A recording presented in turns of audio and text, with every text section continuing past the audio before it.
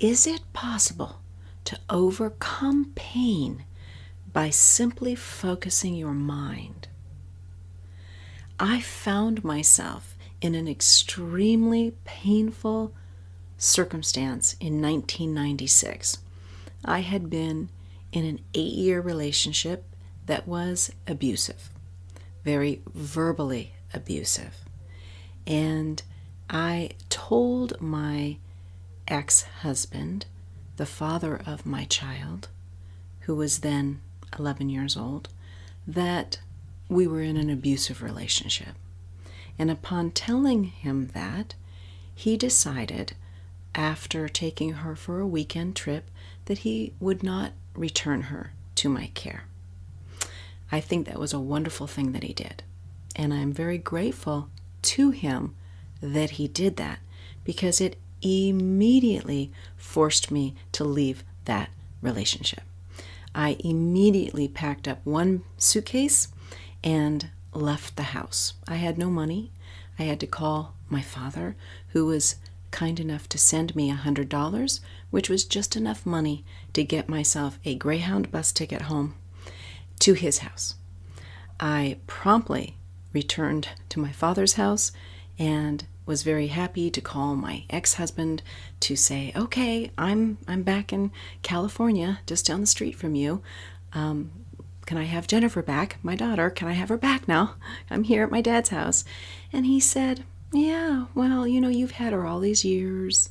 We have joint custody. She's happy here. I have a bedroom for her. I think she should just stay here. And I was devastated. I cannot think of another time in my life where I have felt such deep pain. Now, before I go too far with this story, I want to jump to the future.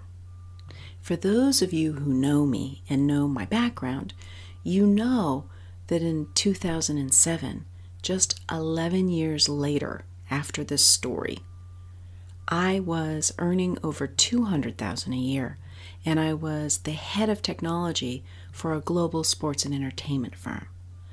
There are a number of experiences that I had, none of which were as pivotal as this particular one, which is why I'm sharing it with you today. So let's go back to 1996 so I can share with you how simply focusing your attention on that which you want most, as opposed to those immediate circumstances which are causing you pain, can get you to where you want to be. And I'm going to give you the steps to get you there in just a moment.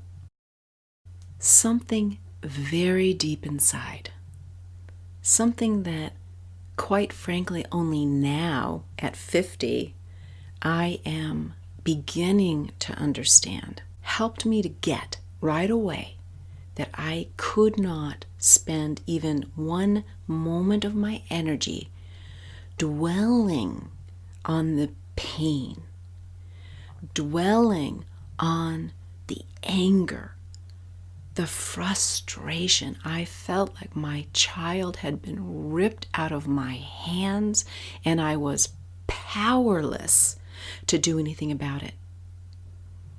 I thought even if I took him to court, any judge on the planet would look at the circumstance and say, well, certainly you're an unfit mother. She should stay with the father. It was a feeling of powerlessness I can't describe. It was an anguish. Something inside of me knew I had to focus on getting her back.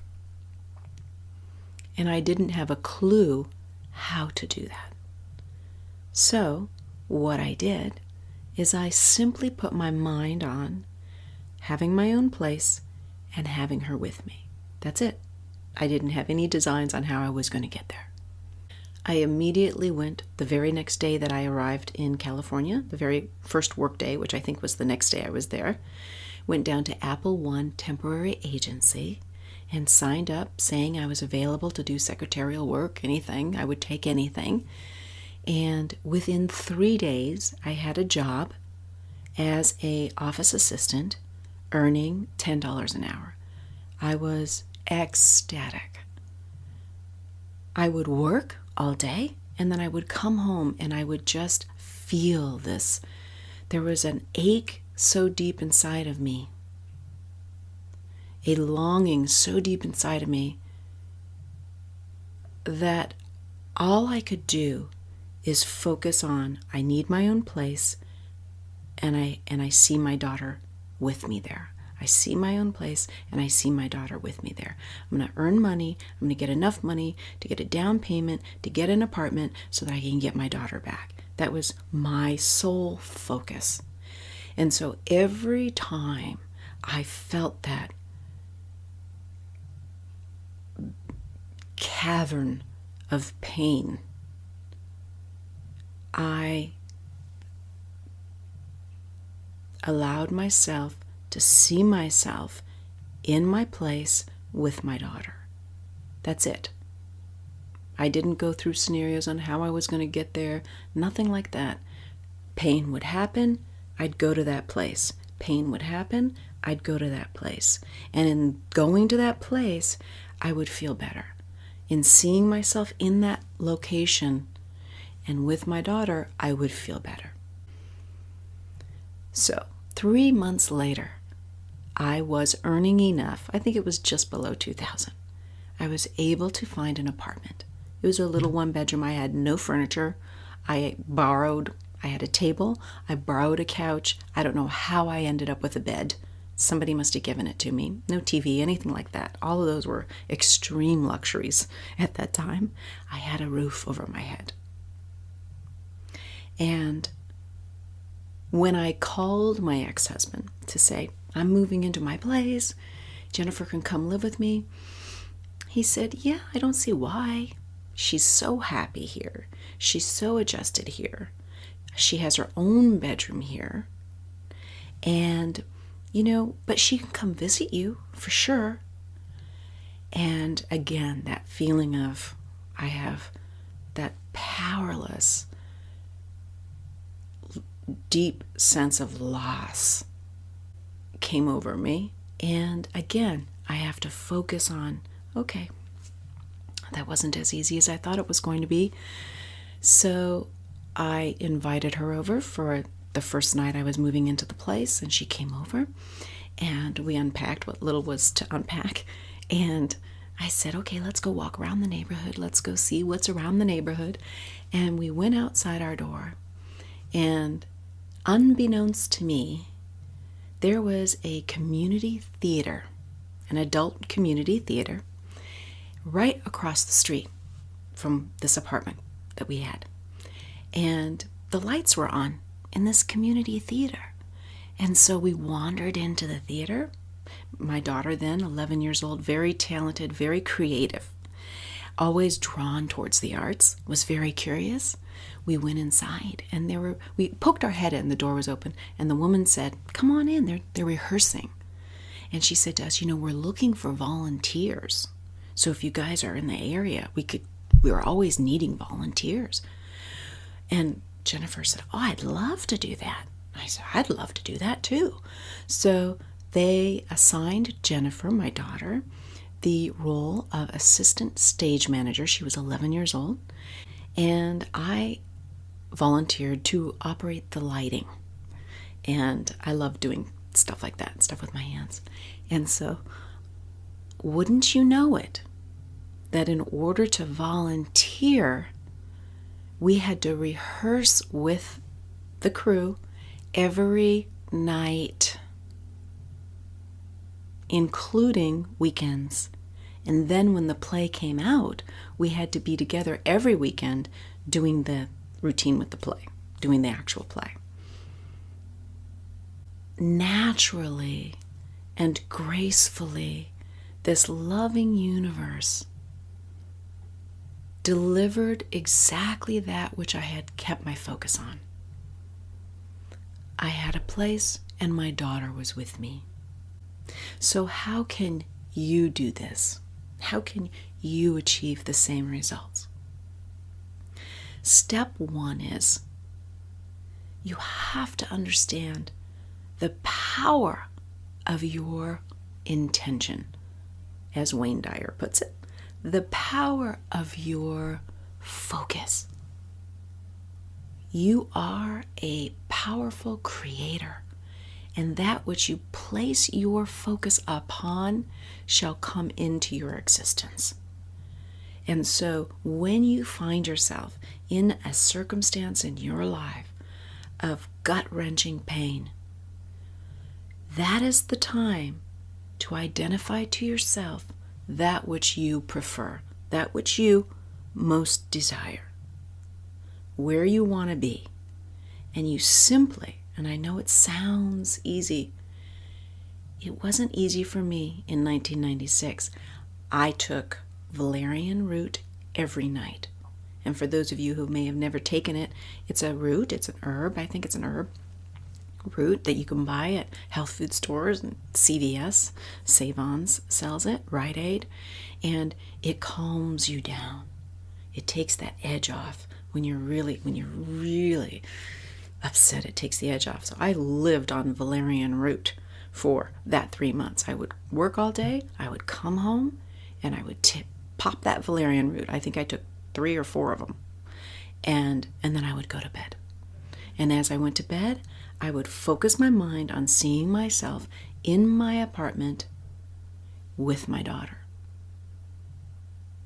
I would simply, and every time the pain would bubble up, every time my mind would be called to that pain in my heart, that hole in my heart, it was empty.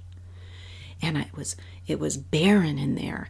And to fill it, rather than go into the, oh my gosh, I'm empty, rather than to go into that depth of that hole, like a black hole, I immediately, as I sensed myself going down that path into the pain, I allowed myself to say, no, I see myself in an apartment with my daughter. In an apartment with my daughter. We're together. That's how my story ends. Whatever I'm going through right now, it's ugly. I'll give you that. But that's not how my story ends. I'm in my apartment with my daughter. That's how it ends. I'm in love. I'm in warmth. That hole is filled. That's where I go. That's where I am. And I began that process by going there in my mind. And so you have to understand that power resides within you. Step one is accepting the responsibility. Because if you choose otherwise, if I had decided to go into that painful place, oh, I'm so horrible, I'm 32, I have no degree, I have no high school diploma, I am a loser, I have just come out of a 8-year abusive relationship. I figured I deserved the abuse. There are levels. I thought that's what I deserved. All that pain, I could have gone in, and then my daughter, and I don't have her, and she's been pulled from me and taken from me, and I have no rights and I have no control. That's going to get me what? I am a powerful creator that would have gotten me the experience that I just described. Misery, loss, more of that. As a powerful creator, placing your mind on that which you really want, what do you think you're going to get? What I got? An apartment with my daughter. And I needed some help, didn't I? My belief was there, and so the help came. So step 2 is believe that you live in a loving universe, and the help that you need to manifest that which you most desire simply will appear for you. That is a leap of trust. It is a critical step. If you can master that step in trust, there is nothing that you cannot manifest into your reality. Step 2, that loving universe is working overtime to deliver to you that which you have placed your focus on. It's going to bring it right into your existence. In my case, a theater right across the street. I had absolutely no clue there was a theater there. Absolutely no clue. All I knew was I had step 1, I had my apartment, and somehow she was going to be there with me. That's all I knew. And the universe simply took care of the rest. The hidden miracle is that the universe delivers, does the work. Your work is your focal point. Your work is your area of focus. What are you putting your energy towards? Everything else you can leave in the hands of the loving universe, of the one soul that we are all connected to. To help you in this process, I have created a companion meditation that will help you to focus your mind on that which you really want, rather than the circumstance that's causing you pain. I'll go ahead and put a link to that meditation at the end of this video. I hope that you found these steps to be helpful to you in overcoming your own challenging and painful circumstances. I look forward to having you join me again next week on another episode of Breadcrumbs from the Soul. And until then, I hope that you have a blessed week.